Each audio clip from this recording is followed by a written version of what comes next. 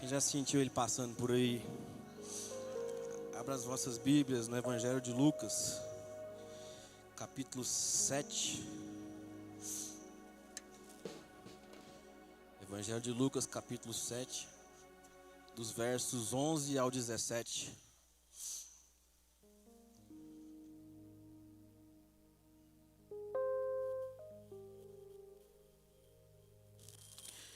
Quem achou, diga amém.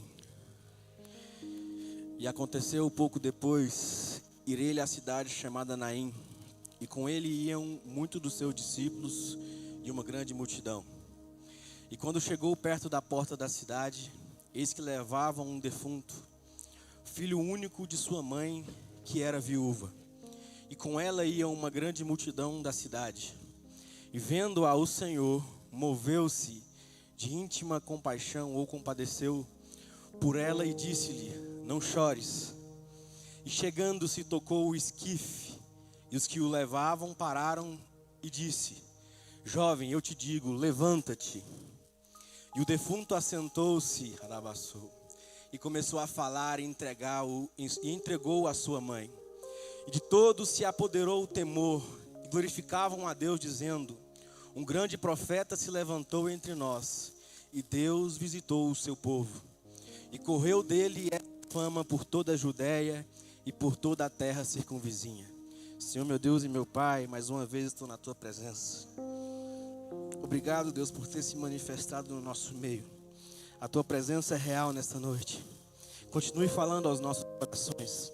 Fale com teu povo, Senhor, que o Senhor possa despertar o desejo de voltar até aquela intimidade que tinha com o Senhor, a ter aquilo que tudo que tinha lá atrás, Pai querido, aquela vontade de te buscar cada dia mais e mais.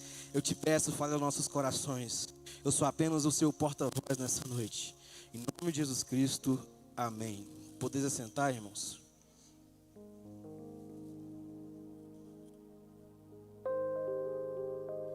Em primeiro lugar, eu quero agradecer primeiramente a Deus por essa oportunidade.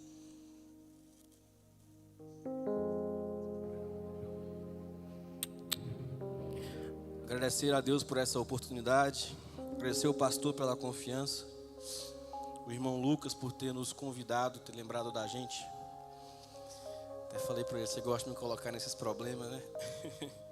Como eu sempre digo, irmãos, é bem mais fácil estar ali tocando e cantando. Mas amém por tudo. Tinha um tempo que eu não pregava. E sabe aquele frio na barriga, Milton, que sempre dá na gente? Parece que veio mais forte hoje. Mas Deus sabe de todas as coisas, e Ele colocou uma palavra no meu coração, porque Ele quer falar com alguém nessa noite. Para quem não me conhece pregando, irmãos, eu gosto muito de ler. E um dia eu estava triste, pensando assim: mas rapaz, eu vou fazendo as pregações, eu vou escrevendo. E para não perder o fio da meada, eu vou sempre lendo. Mas aí eu lembrei do livro que eu tinha lido, aquele Heróis da Fé. E o Mike também me fez lembrar que os pregadores avivalistas do grande avivamento da Inglaterra, como Jonathan Edwards, eles escreviam o sermão e lia o sermão para a igreja. Eu falei: não, então eu não estou no caminho errado, não. Está indo certo, Deus quer falar com o teu povo. Vira para o teu irmão e fala assim para ele: Deus vai trazer de volta aquilo que é seu. Não chores. Glória a Deus.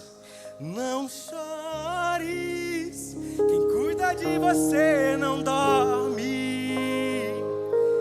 Levanta, tem muita gente que te ama.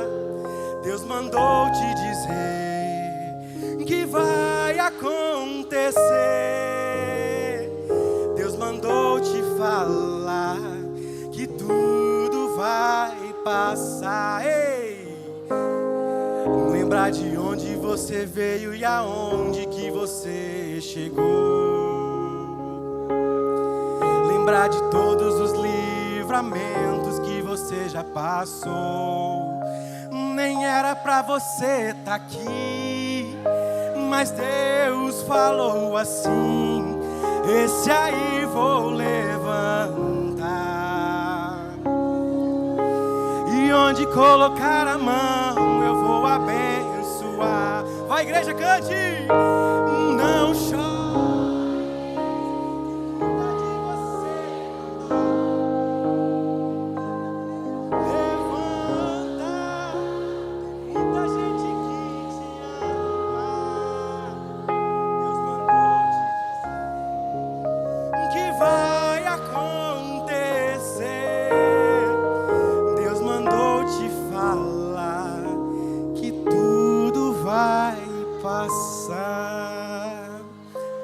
Amém?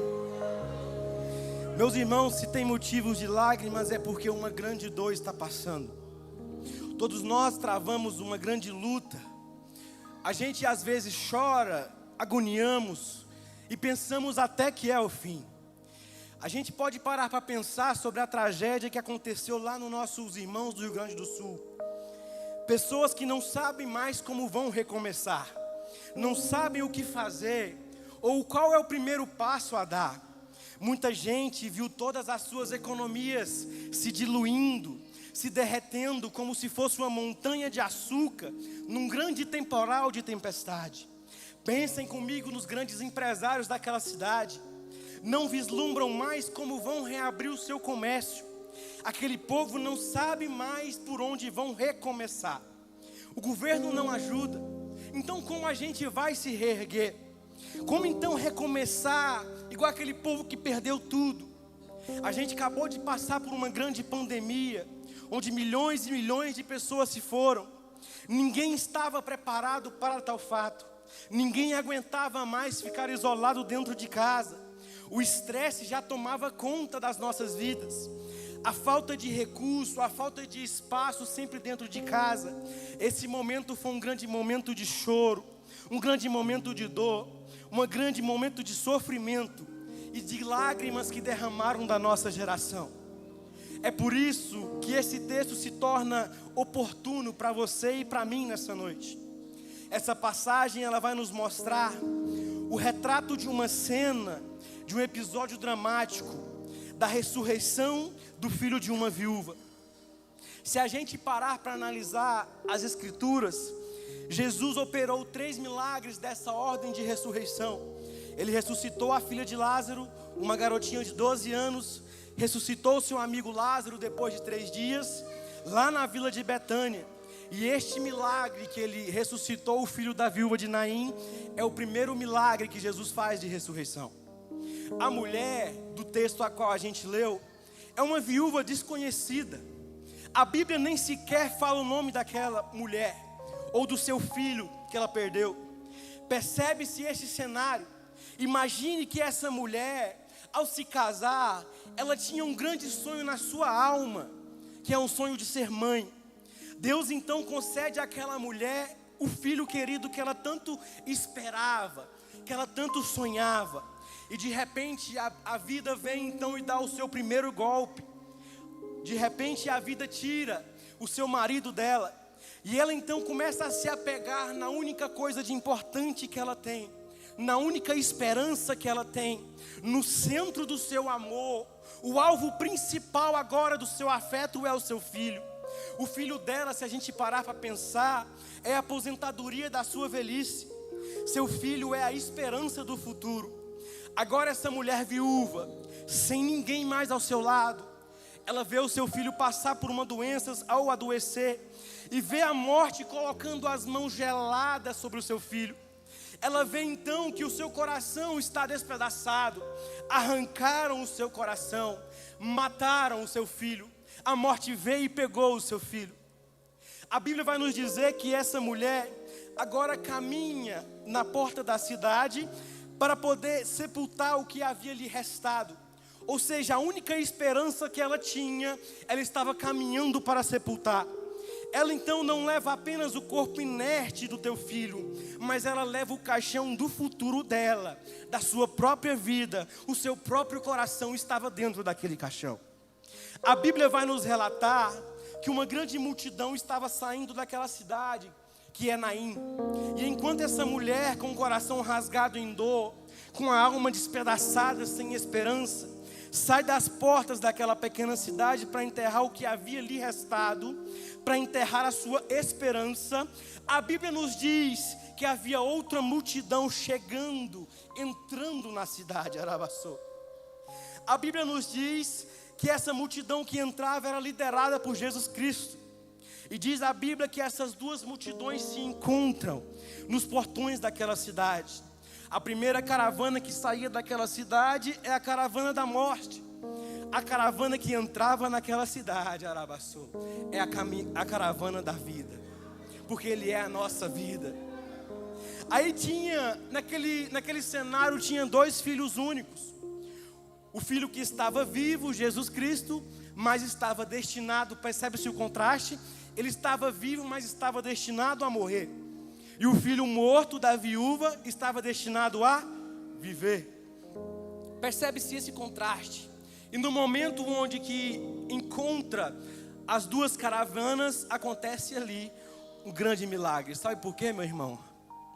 Porque quando chegamos ao ponto final da nossa jornada, quando dizemos para nós mesmos que é o fim, a gente chega e fala, é o fim do túnel, chegou o fundo do meu poço, não tem mais saída para mim, não existe mais esperança para o meu coração, não tem mais solução para mim, Alabaçou. É nesta hora que Jesus pode entrar com providência. É nesta hora que Jesus entra na sua vida, na sua cidade, na sua família, na sua multidão chorosa, e Ele realiza um grande milagre na sua vida e muda a sua sorte. E neste texto que a gente leu, eu gostaria de ver com os irmãos algumas lições para o nosso coração. A primeira lição que a gente vê se encontra no versículo 13, onde diz, vendo-a o Senhor. Se a gente notar, o texto não diz que aquela mulher olhou para Jesus, ou que ela pediu algo para Jesus, mas o texto diz que aquela mulher simplesmente caminha, talvez na frente daquele caixão que sentia a sua dor, mas nada podiam fazer a não ser chorar com ela naquele momento de dor. E eu quero dizer a você que talvez você chegou aqui sofrendo, talvez você está até de luto, talvez o seu coração está muito angustiado, apertado, por ter alguém da sua família talvez no hospital, ou por algo que você não esperava, mas aconteceu. Ou você chegou aqui preocupado com o seu futuro, ansioso por não ter perspectiva de dias melhores, com uma profunda angústia. Ei, olha para cá, meu querido. Jesus olha para você. Jesus está vendo você. Jesus, ele sabe quem é você, Ele sabe qual é o seu nome, Ele conhece o seu passado, Ele conhece o seu presente e Ele conhece o seu futuro. Ele conhece a sua angústia, as suas lágrimas, e Ele sabe o que você está passando. Vou repetir para fixar no seu coração. Ele vê você e Ele sabe qual que é o seu sofrimento.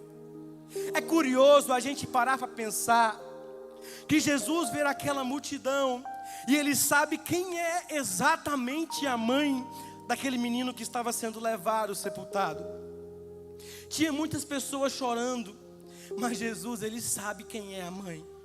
Sabe por quê, meu irmão? Quando você enterra um ente querido, todo mundo pode estar chorando ao seu lado, mas ninguém é capaz de sentir a sua dor. Ninguém é capaz de passar ou avaliar o que você está sentindo. Ninguém é capaz de compreender a profundidade dessa angústia que pulsa em seu peito. Pois Jesus sabe quem é essa mulher. E Ele vê essa mulher. Ele vê você no seu momento de angústia.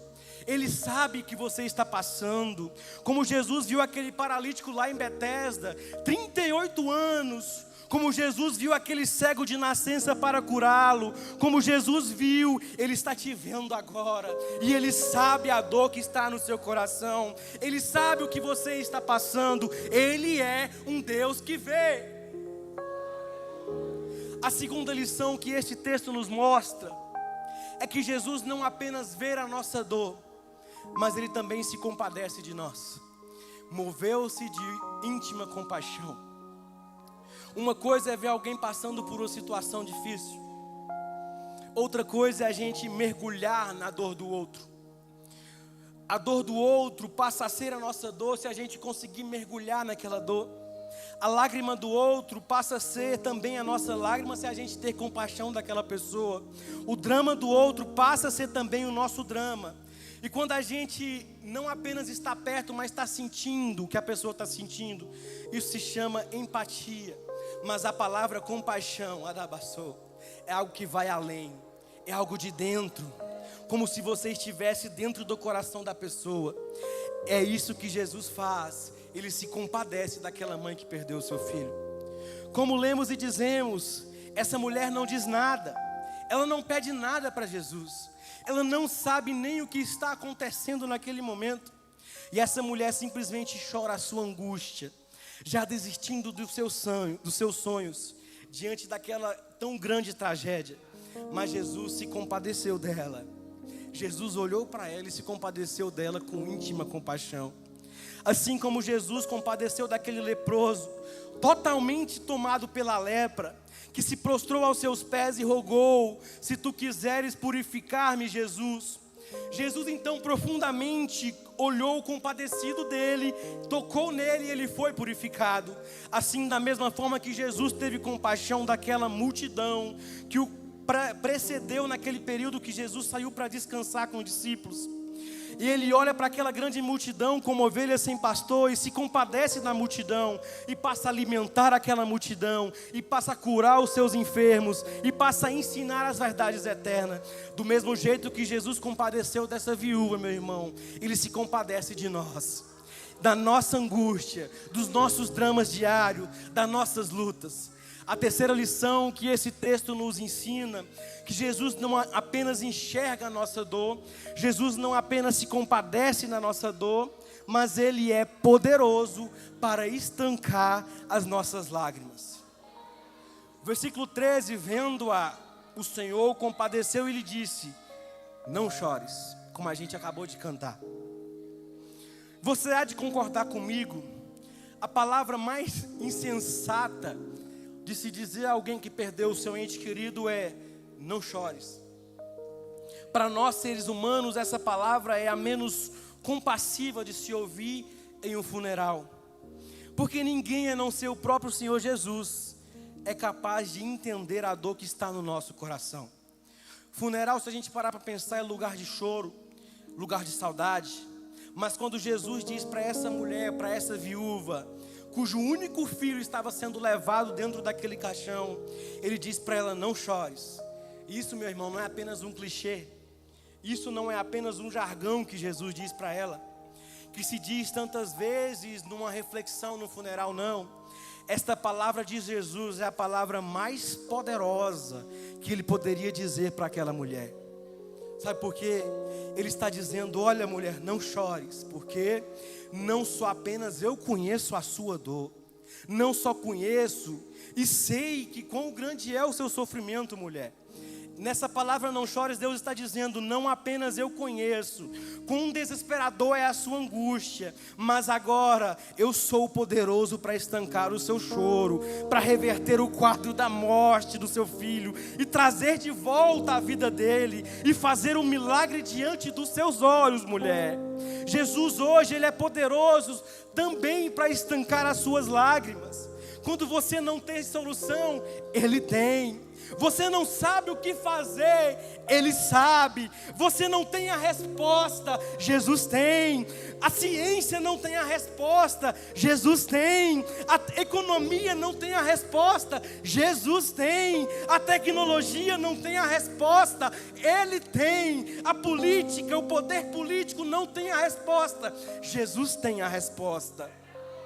Os nossos governantes não têm solução nas mãos, mas Jesus tem a solução em suas mãos. E Ele, meu irmão, Ele está aqui nessa noite, olhando para você, dizendo: meu filho, não chores, eu estou aqui ao seu lado. Quando Ele diz algo para nós, é porque Ele pode fazer um milagre. Como Ele diz para aquele paralítico de Betesda: queres ser curado? Ele diz: levanta-te, toma o teu leito e anda. Como Ele diz para aquele homem que tinha a sua mão direita mirrada: levanta-te, vem para o meio e estende a sua mão. E o homem estendeu a sua mão e foi curado. Como Ele disse para o seu amigo Lázaro, já em estado de decomposição, sepultado há 4 dias, dizendo: Lázaro, vem para fora. Seu amigo sai do túmulo e sai com vida. Ei, Jesus é poderoso não apenas para dizer para você, não chores, mas para mudar o cenário da sua vida, do seu casamento, da sua família, mudar o cenário da sua empresa, do seu futuro, da sua jornada de vida. Ele é poderoso para consolar você, estancar as suas lágrimas e trazer de você de volta a um cenário de vida. Quarta lição que tiramos desse texto: Jesus é aquele que é poderoso para triunfar sobre a morte. Versículo 14. E chegando-se tocou o esquife, e os que os levavam pararam e disse: jovem, eu te digo, levanta-te. O que está acontecendo aqui é que o solo da ressurreição triunfou sobre o coral da morte. Enquanto todos daquela multidão que saía de Naim choravam, entoavam um choro de lamento da morte daquela criança, agora com Jesus esse lamento é interrompido, porque ele é vencido pela ressurreição. O texto nos mostra algo que sonante, olha só. Chegando-se Jesus disse: não afasta de você o seu sofrimento. Ele se aproxima de você no seu sofrimento. Ele não deixa você ir sozinho no cortejo, ele vai com você. Se a gente parar para pensar, aquela multidão não sabia o que era a ressurreição. Porque a última ressurreição que havia tido era há 700 anos atrás, no ministério de Elias e de Eliseu. Aquela geração ainda não tinha visto o registro de ressurreição. Mas quando Jesus interrompeu aquele cortejo fúnebre, talvez ele tenha recebido críticas, censuras, dizendo: Senhor, você está apenas agravando o sofrimento desta mãe. Jesus não só parou o cortejo, mas ele tocou no caixão e diz: levanta-te, jovem. Jovem, eu te mando, levanta-te. Volta a vida agora para esse jovem. Talvez a gente argumente que a ordem mais louca, que ordem mais absurda, que ordem mais fora da realidade. Ele se dirige ao morto dizendo: eu te ordeno. Jesus está falando para a morte, mostrando que a morte, que ele é o rei, que ele vai triunfar sobre a morte. Eu sei que a morte nos espreita, nos incomoda, às vezes aflige o nosso coração, arranca as nossas lágrimas, mas nós que cremos no Evangelho, que fomos alcançados pela graça, compreendemos algo sublime, que Jesus operou sinais de ressurreição no filho dessa viúva de Naim, da filha de Jairo e de Lázaro, seu amigo, para nos mostrar um valor maior. Ele ressuscitou esse povo para nos mostrar algo maior, que não vai contemplar apenas aqueles que estiveram naquele tempo, naquela época, naquele lugar, mas ele faz isso apontando para algo futuro. Jesus Cristo entrando nas entranhas da morte, arrancando o aguilhão da morte, matando a morte com a sua morte, tirando dela o seu veneno, o seu aguilhão, e triunfando sobre ela, matando a morte com a sua morte, ao ressuscitar de forma gloriosa, dizendo para nós: ei, ainda vai ser feliz depois da morte nós vamos triunfar no céu de glória. A Bíblia nos diz em João 5:28, não vos maravilheis disto, porque vem a hora em que todos os que se acham no túmulo ouvirão a voz e sairão.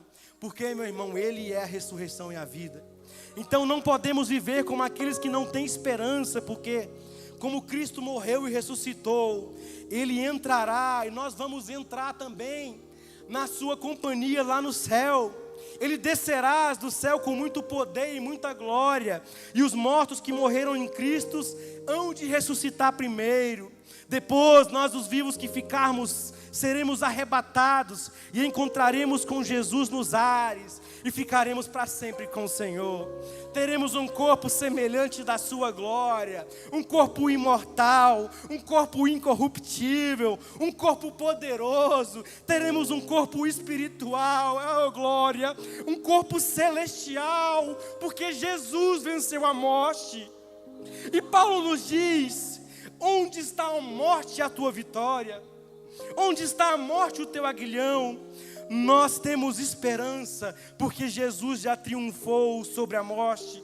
e Ele morreu para nós, habitar com Ele na glória e estar para sempre com Ele lá no céu. Para nós viver é Cristo e morrer para nós é lucro. A Bíblia nos diz: bem-aventurado aquele que desde agora pensa em morrer no Senhor, descanse, as suas fadigas e as suas obras o acompanham. Por isso que a Bíblia diz que preciosa é para o Senhor a morte dos seus santos, porque a morte já foi vencida lá na cruz. Em quinto lugar, Jesus é aquele que devolve a esperança. Versículos 15 vai dizer: e o defunto assentou-se e começou a falar e o entregou à sua mãe. A morte do filho é algo trágico, porque sai da forma natural, que é dos pais enterrarem os filhos. A morte do filho de uma viúva é algo mais trágico ainda, se a gente parar para pensar. Porém, a morte do filho único de uma viúva é uma cena de dor indescritível. Mas quando Jesus entra naquela história, Ele arranca aquele moço dos braços gelados da morte e devolve os braços quentes e trêmulos da sua mãe. O choro foi estancado e a alegria retornou. A esperança renasceu no coração daquela mãe. Isso retrata para nós que a gente tem que ter uma viva esperança no Senhor. Ainda com muita dor, atingidos e cheios pelo drama da vida, a gente tem que ter certeza que Jesus é aquele que nos traz esperança todos os dias. Jesus é aquele que tem uma profunda compaixão por nós. Ele nos dá uma infinita sabedoria. Ele tem uma iluminada autoridade. Ele tem um maravilhoso poder. Ele é o nosso poderoso Salvador e Redentor. Para concluir, o sexto e último lugar, como resultado desse milagre, Jesus é proclamado publicamente e reconhecido como profeta levantado por Deus. Versos 16 e 17. De todos se apoderou o temor, e glorificavam a Deus dizendo: um grande profeta se levantou entre nós, e Deus visitou o seu povo. E correu dele esta fama por toda a Judéia e por toda a terra circunvizinha. Em primeiro lugar, esse milagre trouxe glória para Deus. Se a gente parar para pensar, é muito precioso a gente entender que tudo que Jesus fazia tinha um único objetivo: glorificar ao Pai, levar as pessoas de volta para o Pai. Os milagres que Jesus operava em todos os sentidos das nossas vidas, ordinário ou extraordinário, devem nos levar a glorificar a Deus. Se a gente parar para pensar, meu irmão, o simples fato de termos ar dentro dos nossos pulmões é um grande milagre de Deus. Paulo nos diz isso lá em Atenas, falando: porque nele vivemos, nos movemos e existimos. Ele que nos dá a vida, a respiração e tudo mais que queremos. Segundo diz o texto, que todos são tomados de temor. É muito importante a gente reconhecer a grandeza de Jesus, o poder absoluto de Jesus. Ele é quem tem poder nos céus e na terra, e a morte está debaixo da sua autoridade. Ele é o Senhor da morte. Ele triunfou sobre a morte, e Ele há de lançar essa morte no lago de fogo. Então é necessário que a gente tenha uma reverência diante da tua presença. É necessário que a gente se alegre por tudo que Ele nos dá todos os dias. Terceiro, o texto diz que as pessoas disseram: grande profeta se levantou entre nós. É claro que esse grande profeta já havia sido profetizado lá atrás por Moisés, que Deus levantaria um profeta semelhante a Moisés. Jesus é um cumprimento desta grande profecia. Ele é o profeta e Ele é também a mensagem. O texto que a gente leu nos diz que as pessoas tinham plena consciência que Deus tinha visitado o seu povo. Sabe por quê? Quando Jesus chega, é a visita de Deus que chega também. Quando Jesus intervém, é a presença de Deus que está intervindo. Quando Jesus manifesta, é o próprio Deus que se revela a nós. Ele é o próprio Deus encarnado. Ele é o Deus Emanuel. Ele é o Deus conosco. Ele é o Deus presente na nossa vida, na nossa casa. Ele nos traz esperança para o nosso coração, diante das tragédias dessa vida.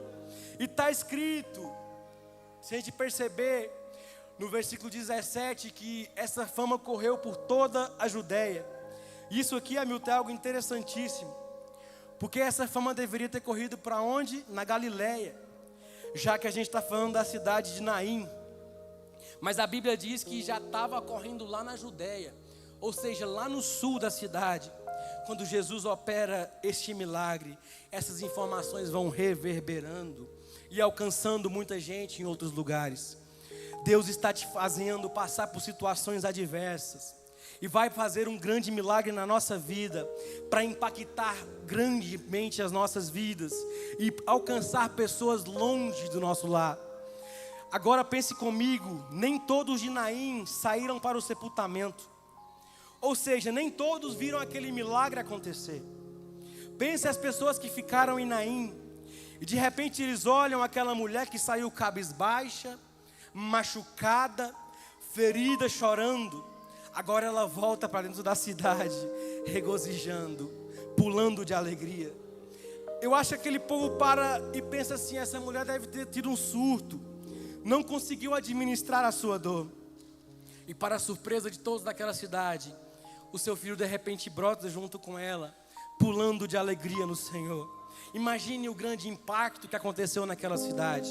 Imagine as pessoas de casa em casa comentando o grande acontecimento por conta de Jesus fez. Talvez hoje, meu irmão, as pessoas só saibam o quanto você está triste, o quanto você está sofrendo, o quanto os problemas da vida têm te abalado. Mas hoje Jesus pode fazer um grande milagre na sua vida, um grande milagre na sua casa, um grande milagre no seu casamento, um grande milagre na vida do seu filho, da sua família.